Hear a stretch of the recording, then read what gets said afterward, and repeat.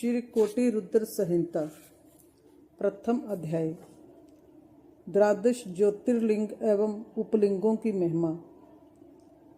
निर्विकार होते हुए भी जो अपनी माया से विराट विश्व का आकार धारण करते हैं, स्वर्ग और मोक्ष जिनकी कृपा से वैभव माने जाते हैं, जिन्हें मुनिजन सदा अपने हृदय में अद्वितीय आत्मा ज्ञानानंद रूप में देखते हैं, उन दिव्य तेज से संपन्न भगवान शिव शंकर, जिनका आधा शरीर शैलराज पुत्री देवी पार्वती से सुशोभित है, उन्हें सदैव मेरा नमस्कार है।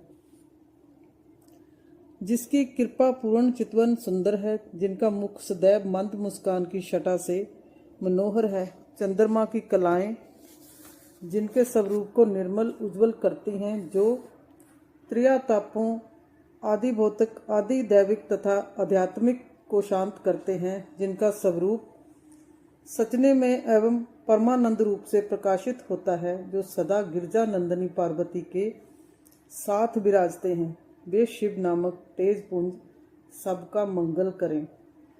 मुनियों ने सूत जी से कहा, हे सूत जी, आपने लोक हित की कामना से भगवान शिव की परम पवित्र अनेक कथाएं सुनाई हैं। शिव जी के महात्म्य की कथा रूपी अमृत का पान करते करते भला कौन पुरुष तृप्त हो सकता है। मुने, आप इस जगत के मंगल के लिए पृथ्वी के तीर्थ स्थानों में श्रेष्ठ व प्रसिद्ध शिवलिंगों की कथा का वर्णन कीजिए। मुनियों के प्रश्नों को सुनकर महाज्ञानी सूत जी बोले, हे ऋषियों, आपने संसार के हित की कामना से बड़ा सुंदर प्रश्न किया है। आपकी भगवान शिव में अगाध भक्ति और उनकी कथा में महान रुचि है। आपकी इच्छा के अनुसार मैं आपको शिव जी की उत्तम कथा सुनाता हूँ। भगवान शिव के लिंगों की गणना तो असंभव है। उनके असंख्य लिंग पूरे ब्रह्मांड में फैले हुए हैं। अब मैं आपको मुख्य लिंगों की कथा सुनाता हूँ।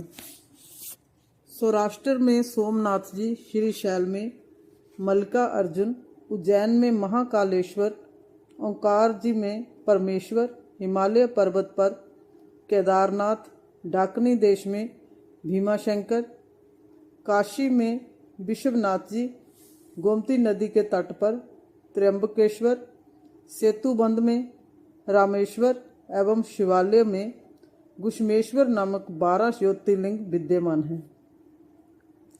जो मनुष्य प्रात उठकर इन 12 ज्योतिर्लिंगों का स्मरण कर पूजन व उपासना करता है, उसके सभी पाप नष्ट हो जाते हैं और सभी कामनाएं एवं मनोरथ सिद्ध हो जाते हैं। इन ज्योतिर्लिंगों पर चढ़ा हुआ नैवेद्य का प्रसाद ग्रहण करने से मनुष्यों के सभी पाप नष्ट हो जाते हैं तथा समस्त भोगों को भोगकर वह मोक्ष को प्राप्त होता है। निम्न जाति का कोई व्यक्ति यदि किसी लिंग का दर्शन कर ले तो वह उच्च कुल में जन्म लेता है। इन 12 ज्योतिर्लिंगों की महिमा का वर्णन स्वयं ब्रह्मा जी, श्री हरि विष्णु तथा अन्य देवता भी नहीं कर सकते।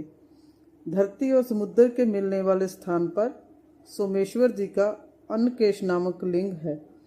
मल्लिकार्जुन से प्रकट रुद्रेश्वर नामक उपलिंग जग प्रसिद्ध है और भृगु में स्थित है।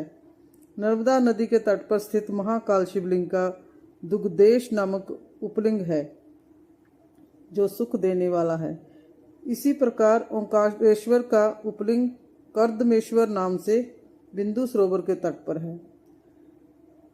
केदारेश्वर का उपलिंग भूतेश्वर नाम से जमुना नदी के तट पर है, जो पापों का नाश करता है। भीमेश्वर उपलिंग भी भीमशंकर नामक ज्योतिर्लिंग का है और स्वयं पर्वत पर स्थित है।